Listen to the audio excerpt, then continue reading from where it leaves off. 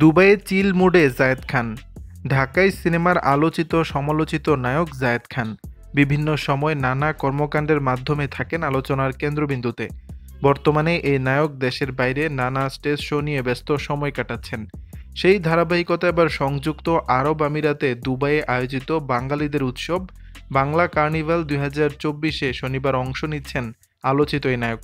শহরটির আজমাইন Indian association হলে আয়োজন করা হয়েছে সাংস্কৃতিক অনুষ্ঠানের।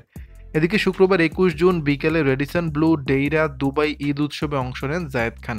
শোর ব্যস্ততা নিয়ে এ নায়ক বলেন, শো নিয়েই বেশ ব্যস্ত সময় কাটছে। এই ব্যস্ততা বেশ উপভোগ করছি।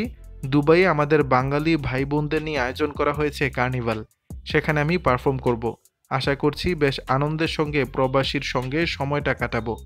এই আয়োজনের অংশ নিতে বৃহস্পতিবার 20 জুন উড়াল দিয়েছেন সময়ের আলোচিত এই নায়ক।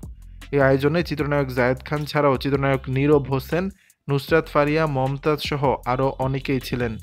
ঈদের একদিন আগে মুম্বাই মাতিয়ে দেশে ফিরেন জায়েদ খান। ঈদের ছুটি শেষ না হতেই এবার উড়াল দিয়েছেন দুবাইয়ে। তার আগে লন্ডন মাতিয়ে আসেন তিনি। সামাজিক যোগাযোগ মাধ্যমে বিভিন্ন গাড়ির সামনে পোজ দিতে দেখা গেছে জায়েদ খানকে। বোঝাই যাচ্ছে সেখানে বেশ চিল মুডে সময় কাটাচ্ছেন তিনি। দর্শক, বিষয়টি নিয়ে আপনাদের মতামত জানাবেন নিচের কমেন্ট বক্সে।